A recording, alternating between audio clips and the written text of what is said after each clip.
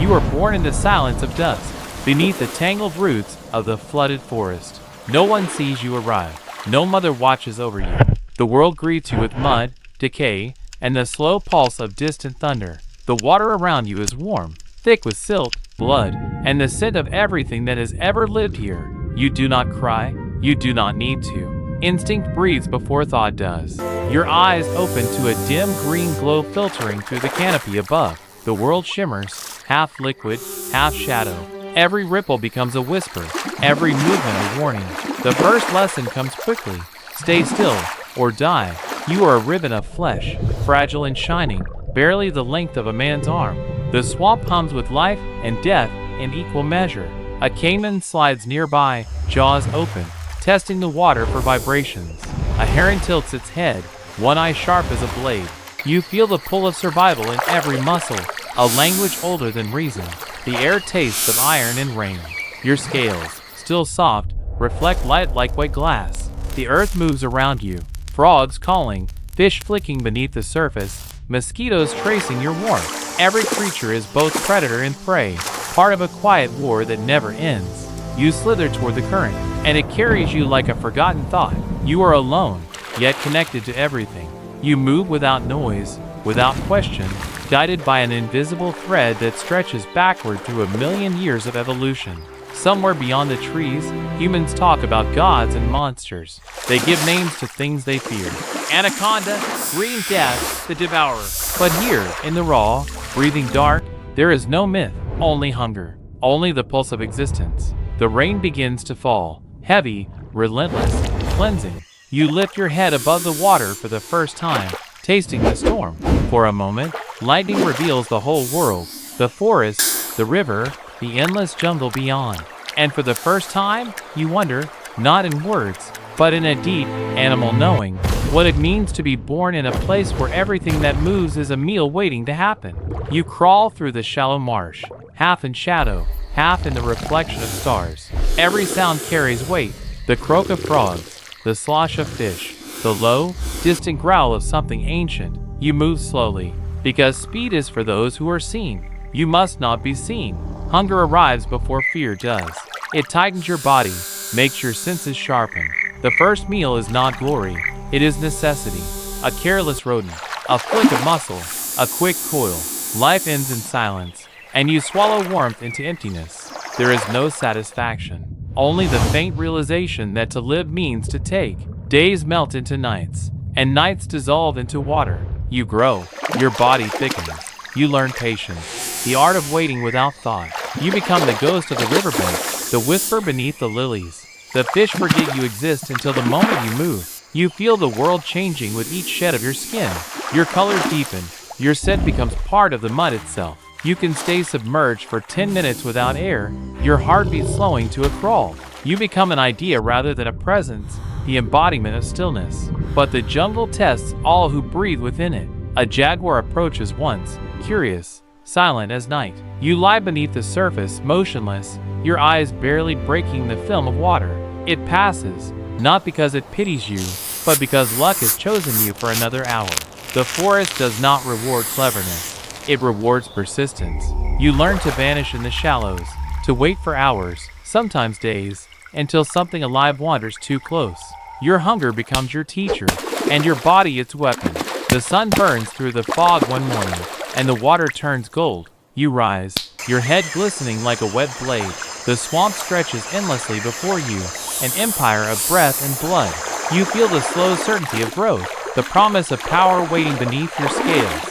But something else hides beneath that promise, something quiet, heavy, inevitable. You begin to sense it, even if you cannot yet name it, that every gain in size, every victory of instinct, carries a cost you cannot see. The jungle has taught you to survive. It has not yet taught you what it means to live. You have grown into a force the river must now respect. 20 feet of coiled patience, 200 pounds of silent intent. The current bends around you like worship, and every creature that drinks from your waters now drinks with fear. You glide through the mangroves where sunlight fractures into thin green shards. Your skin, dark olive and gold, ripples like the surface itself, invisible until it's too late. Fish scatter, turtles freeze, capybaras tremble at the edge of sight. You have become what you were born to be, hunger made elegant. The balance of the swamp shifts around your presence. You hunt less, yet take more. A single meal can last you weeks. You can feel the heartbeat of your prey through the vibrations of water, the rhythm of their panic before they even see you. Nature gave you no mercy, so you offer none in return. But power isolates. You have no tribe, no mate who stays beyond instinct's brief calling. When the season of rain arrives, you follow the scent of another like you, a rival, a reflection, a momentary purpose. You twist together in the mud and darkness, not out of affection but biology, life demanding more life. When it ends, you drift away, and the silence returns heavier than before. The river feels smaller now, the forest less mysterious. You begin to understand that in this world, growth doesn't grant freedom, it creates confinement. The bigger you become, the less you can hide, the less you can move without notice. You are no longer the ghost in the water. You are the myth children whisper about on stormy nights. Hunters tell stories of you, stories soaked in fear and wonder. They exaggerate your size, your appetite, your malice. But you are not cruel.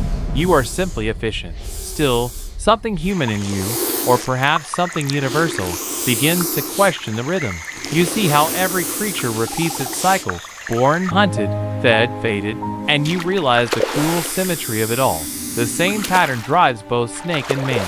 The endless hunger for dominance, for territory, for more. The difference is, man pretends it's noble, and as thunder rolls above the canopy, you feel the river pulse beneath you, whispering a truth you cannot unhear, that even in power, there is no peace, only the slow approach of something worse, something that hunts not for food, but for control. The first sound of man does not come as a roar, but as a hum, a distant engine cutting through the song of cicadas. It is alien, steady, mechanical, without breath. You feel it through the water before you ever see it. Then the scent comes, gasoline, metal, and something you've never known, the absence of life. The forest trembles under their boots. Machetes slice vines that once stood unchallenged. The air, once rich with decay and birth, now tastes like smoke. They come not as predators, but as architects of absence. You watch from the water, your body still, your mind alert. But you know, they are not prey. They are change. You slid deeper into the current, seeking refuge in the murky calm, yet the river betrays you. Oil slicks coat the surface. Nets hang like invisible webs. The world that once held you begins to collapse in silence. One night, the moon breaks through the clouds, casting a silver path over the black water. You follow it, a creature of instinct chasing a reflection. The surface shimmers, and for a moment, you almost believe in beauty again.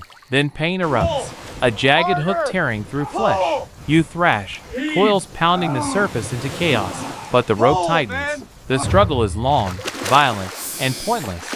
They drag you toward the shore, where lights pierce the darkness like knives. Cameras flash, voices cheer. You, who ruled these waters, are now a spectacle. Your skin, once armor, becomes currency. Your name, once whispered in fear, becomes clickbait. They measure you, weigh you, name you in their language as if that could make your life meaningful. They call you a monster. They call it science. The forest does not mourn you.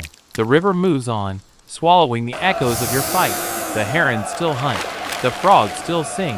Life replaces itself without apology. And as the air leaves your lungs for the last time, you understand the true cruelty of existence. Not death itself, but irrelevance. The jungle that birthed you will forget you by morning. The humans who killed you will forget you by next week. You were never the villain, only a mirror, showing the world its hunger in a darker shape. Stop, you said. Continue, ChatGPT said. Part 5, Reflection/Meaning. You drift now, not in water, but in memory. A slow fade between silence and eternity. Your body sinks into the silt, feeding the roots of trees that never knew your name. Fish pick at what remains. The forest breathes you in, molecule by molecule, until even the atoms forget their order. You are gone, and yet you are everywhere. If there is any justice in nature, it is this, that nothing truly dies, only transforms. The jungle reclaims what it lent. The rain that once slid over your scales now carries your story into the veins of the Amazon. Somewhere, a vine thickens, a sea cracks open, and a bird sings over a river that no longer remembers the shape of your shadow. From above, Humans will still call this place wild. But you know the truth? It is not wild anymore. It is wounded, cut open by progress, and stitched together by denial. They came for your skin, but what they took was more than that. They took silence, that sacred stillness that once belonged to the water and the wind. If you could speak, you would tell them that survival was never a sin, that to kill from hunger is cleaner than to kill from fear, that the jungle never hated, never lied, it only balanced. But they would not hear you. Their kind fears what reminds them of themselves. And so your story ends where it began, in the tension between wonder and danger, a life without language, without guilt, without illusion. You were born to move unseen, to rule without cruelty, to vanish without noise. In that, perhaps, there is a kind of grace.